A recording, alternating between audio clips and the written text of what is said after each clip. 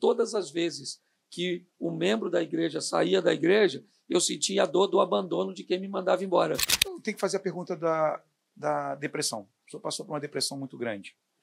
E para quem está vendo a gente, como é que o senhor superou isso? É todos os dias? Todo dia o seu mal? Fala para a gente um pouco. Se eu gostaria de falar isso, senão o senhor pode ficar à vontade também. O que acontece é o seguinte. Eu comecei, como eu sempre gostei de psicologia, eu comecei a identificar em mim um comportamento, certo? Do nível de estresse alto, e que eu comecei a ter um nível de irritabilidade muito grande, e comecei a não querer fazer determinadas coisas, sabe? Sentir um cansaço excessivo, até que eu não queria mais tomar banho, não quis mais fazer a barba, eu vou para o sítio, e chegava na igreja, ninguém sabia, e eu fiquei meio, sabe? O pessoal em casa sabia. Então eu identifiquei isso. Minha mulher ligou para uma amiga, muito competente, ela é psicóloga, o marido psicanalista, e mandou que os dois viessem no sítio. E aí eu fiz uma sessão de terapia. E meu pai casou diversas vezes, então eu fui muito rechaçado dos lares. Sabe, a pessoa mandava, não quero você aqui, menino, você não é meu filho, você não tem educação, pega suas coisas e vai embora. Isso aconteceu diversas vezes. Ok? E com isso eu desenvolvi uma compulsão para construção. Eu construo há quase 20 anos. E eu tenho um problema muito sério. Eu não gosto de nada que eu construo.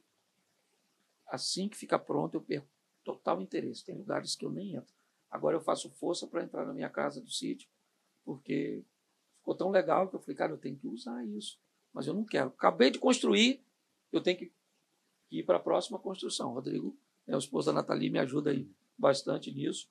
Mas o que aconteceu? Quando eu contei a minha vida para ela, ela identificou que todas as vezes que um membro da igreja saía da igreja, eu sentia a dor do abandono de quem me mandava embora. Eu me sentia rejeitado, era um gatilho que disparava isso. Então, eu estava depressivo porque as pessoas estavam indo embora da igreja. Aí ela me falou, ou você aprende, né, com as pessoas, indo embora e aprenda a lidar com isso, ou então você não tem mais condições de ser pastor. Certo? Aí eu tive que aprender. E o senhor não via quem chegava, só via quem saía? Claro. Eu só via que porque saíam chegava, 5, chegava 50. Isso aí. Isso aí, mas não, eu sentia a dor do abandono. Uhum. Se alguém dissesse, eu sou militar e fui transferido para Brasília, acabou comigo, não queria nem saber. A saída não era nem porque eu causei nada, não. Entendi. Uhum. É porque estava indo embora. E eu sentia isso. E aí eu falei, né, com um amigo, ele me deu uma mensagem para ouvir, e na mensagem o pregador dizia que o pastor é como um motorista de ônibus. Certo? Tem lugar que ele para, as pessoas sobem, tem lugar que ele para, as pessoas descem e ele só pode dirigir. Certo? E ele só tem que saber o seguinte, o nome de quem sobe, de quem desce, é passageiro. Porque as pessoas são passageiros. Eu teria um ambiente bem pequenininho, que seria a minha tripulação. Então eu tenho uma tripulaçãozinha que caminha comigo, que me ajuda no Manhã com Deus, nas obras, nos ministérios. Certo? Eu tenho uma tripulação, mas ela é bem pequena. A maioria do pessoal é passageiro. Então, eles sobem, eles descem, eles sobem, eles descem. Então, eu tive que aprender a lidar com isso. Mas acostumou? Acostumei. Graças a Deus, eu ainda sinto um pouquinho, não vou falar que eu não sinto, certo? Mas, e o pastor, às vezes eu sou muito egoísta. Se você analisar direitinho, tem um pastor aqui, ele pode, né, avaliar o que eu vou falar agora. Às vezes, é mais agradável ouvir que alguém saiu da sua igreja e desviou do que saiu da sua igreja e foi para a igreja de outro. Não acredito. Não acredito, claro. Porque te dá uma sensação de incapacidade. Sim. Eu tenho que lutar contra esse sentimento. Porque parece que a pessoa foi embora porque você não fez nada. Se alguém falar assim para você, quer ver?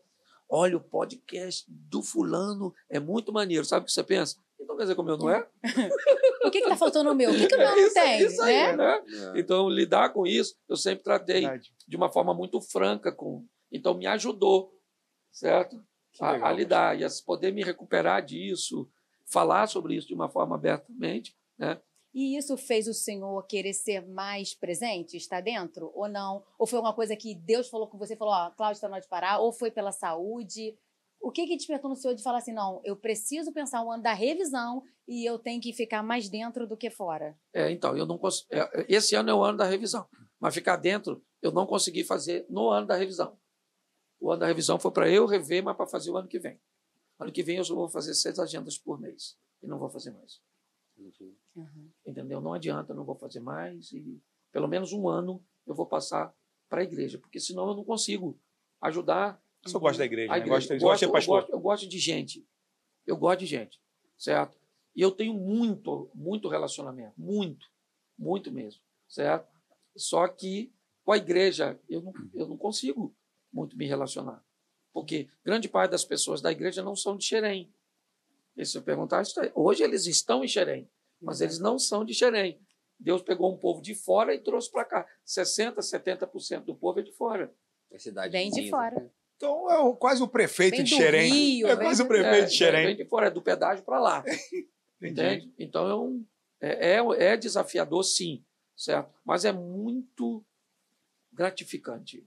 E o senhor fez terapia para identificar isso.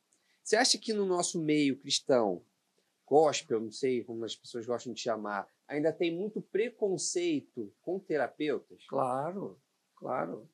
Durante muito tempo, não foi maldade, não, certo? Foi falta de conhecimento, tá certo? As pessoas tratavam tudo somente no campo da espiritualidade. Certo. Então, e era a informação que elas tinham. A gente tem que agradecer, porque se nós temos um evangelho hoje de pé, ele foi trazido por essas pessoas que acreditavam que tinha problema com uma série de questões sobre usos e costumes, certo? Que tinha problema com a televisão, com todos os meios artísticos, basicamente, certo? Eles tinham esse tipo de problema. E até hoje, por exemplo, você falar para alguém, um psicólogo até vai, mas um psiquiatra é um médico de maluco. Tá show. Falamos certo, hoje dentro do carro sobre isso. Entendeu? Então, existe sim muito preconceito. E eu planejo, certo, na igreja, colocar um psicólogo, um psicanalista, um psiquiatra, um terapeuta, Pô, que legal. Tem necessidade. E vou colocar 2 médicos, um urologista e um ginecologista. Olha aí. Isso é algo que eu vou colocar na igreja. Porque tem gente na igreja que não precisa de oração. Ele precisa de um ansiolítico. Ele precisa de um remédio, um psicotrópico, ele precisa de uns troços para baixar. O cara Mas tem algum problema. químico, né? Sim, isso aí, não tem nada a ver com loucura, não. Precisa de tratamento E diferente. o pastor não Hormonal, resolve. né? Não Sim. resolve. Vou orar e não vai passar. Mas existe. Existe, Assim como existe muita Sim, gente espiritual. com problema espiritual tomando Sim. remédio. Uhum. Também tem isso. Também Igreja que não pervertido, consegue enxergar o mundo espiritual, não acredita que o mundo espiritual age, acha que tudo é natural, precisa de um trabalho de libertação. Tá certo? Seu trabalho de libertação também, pastor? Eu Já trabalhou? Não, nós temos um trabalho Da igreja. Da igreja. Sim. A quarta-feira de manhã, certo? É um trabalho que tem mais esse foco. Tem oficina da alma, tem um trabalho de saúde emocional, que trabalha isso, certo? Porque, assim, a igreja, ela também funciona como um restaurante.